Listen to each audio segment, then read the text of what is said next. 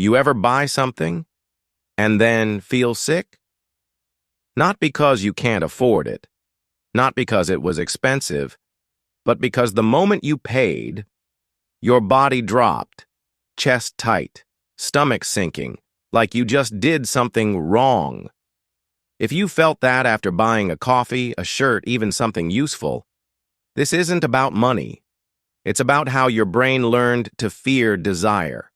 You just bought something. Maybe it was small, a coffee, a book, a shirt you didn't need. And now there's this feeling, this weight in your chest. Your throat tightens. Your stomach drops. You tell yourself it's not a big deal, but your body is screaming otherwise. That's guilt. And here's what nobody tells you. That guilt isn't really about the money. Let me take you somewhere for a moment. You're standing in line about to pay. Your hand hovers over your card. There's this microsecond, this tiny window, where your nervous system makes a calculation. It's asking, am I safe if I do this? Not financially safe. Emotionally safe. Socially safe. Worthy safe. And if the answer comes back uncertain, your body remembers. It logs the transaction as a threat. So later, when you're alone with your purchase, the guilt arrives like a delayed alarm system. You didn't just spend money. You crossed an invisible line you didn't know existed. Here's the thing about guilt. It's not logical. It doesn't care that you worked for that money or that you can afford it. Guilt is a messenger from a deeper place. Psychologists call it a moral emotion. It shows up when we believe we've violated our own standards. But whose standards are we actually talking about? Yours? Or the ones you absorbed from a parent who flinched at receipts, a culture that equates spending with weakness, a childhood where money meant survival, not choice? The guilt you feel isn't about the transaction. It's about the betrayal of an old story. And once you understand this, you start to see the pattern.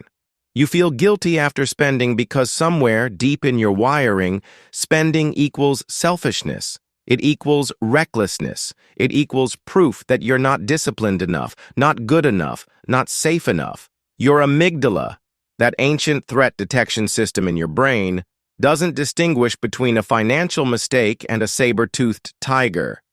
It just knows something is wrong. So it floods you with cortisol. Your breathing shallows. Your thoughts spiral. You replay the purchase in your mind like evidence at a trial where you're both the defendant and the judge. There's a study from the Journal of Consumer Research that found people experience what they call buyer's remorse, not because of the object itself, but because of identity conflict. You bought something that doesn't match who you think you should be. Maybe you see yourself as frugal, minimal, responsible, and that purchase? It's a crack in the armor. It's proof you're not who you claim to be. So the guilt arrives to restore order, to pull you back in line, to remind you, this isn't you, except it is you. You're just afraid of what that means. Let's talk about what's happening in your body when you feel this guilt. Your shoulders tense, your jaw clenches. You might even feel nauseous. That's your vagus nerve, the communication highway between your brain and your gut, registering danger. Your system is stuck in what we call a freeze response. Not fight, not flight, freeze. You're immobilized by the shame of having wanted something and taken it. And here's the cruel part. The more you try to logic your way out of the guilt, the deeper it roots. Because guilt doesn't live in your thoughts. It lives in your body. It lives in the part of you that learned, long ago, that desire is dangerous. There's another layer here. Social comparison. You feel guilty because you're imagining what someone else would think. A version of your parents. A version of your friends. A faceless crowd of people who are better with money than you. Researchers have found that guilt after spending is often tied to anticipated judgment, even when no one is actually watching. You've internalized an audience, and that audience is harsh. It whispers, you should have saved that. You should have been smarter. You should have been different. The guilt is performative. It's your way of proving to that invisible jury that you know you messed up, that you're sorry, that you'll do better. But the trial never ends. Here's what's underneath all of it. Shame. Guilt says, I did something bad. Shame says, I am bad. And when you feel guilty after spending, what you're really feeling is the fear that this purchase has exposed something rotten in you, that you're impulsive, broken, out of control, undeserving. The money isn't the problem. The problem is what the money represents. Proof that you wanted something, and that wanting makes you weak. You've learned that safety comes from self-denial, that goodness comes from restraint. So when you break that rule, even once, your entire sense of self wobbles. But let me reframe this for you. What if the guilt isn't a sign that you're broken? What if it's a sign that you're breaking free? What if every time you feel that chest-tightening, stomach-dropping sensation after spending, it's because you're confronting an old belief that no longer serves you? You're not reckless. You're learning that you're allowed to take up space. You're allowed to choose pleasure. You're allowed to spend money on things that make your life softer, brighter, more alive. The guilt is just the old guard fighting back. It's the part of you that's terrified of change, of expansion, of believing you deserve more than mere survival. There's a certain archetype to people who feel guilty after spending. You're probably the responsible one, the one people rely on, the one who plans, who saves, who never asks for too much. You've built an identity around being low maintenance.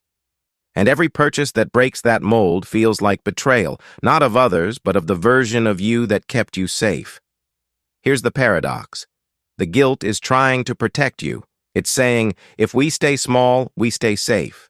If we don't want too much, we won't be disappointed, rejected, abandoned. But you can't live a full life from a place of smallness. You can't heal by shrinking. So what do you do with the guilt? You don't fight it. You don't rationalize it. You meet it. You feel it in your body. You notice where it lives, your chest, your throat, your stomach.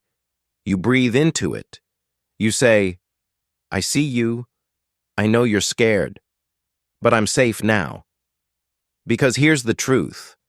Guilt is just an outdated alarm system. It's trying to keep you safe from a danger that no longer exists. And the more you practice spending without shame, the more you teach your nervous system that desire is not dangerous, that choosing yourself is not selfish, that you are not your bank account, your purchases, or your restraint. You are someone who feels deeply, someone who cares, someone who's been taught that love is earned through sacrifice and that worth is measured by what you don't take. But you're also learning, slowly, painfully, beautifully, that you can spend money and still be good, that you can want things and still be whole, that guilt is not proof of failure, it's proof you're alive, awake, evolving. So the next time your chest tightens after a purchase, don't run from it. Let it speak, let it teach you, and then, gently, let it go. You don't need permission to take care of yourself. You never did. If this hit home for you, please subscribe.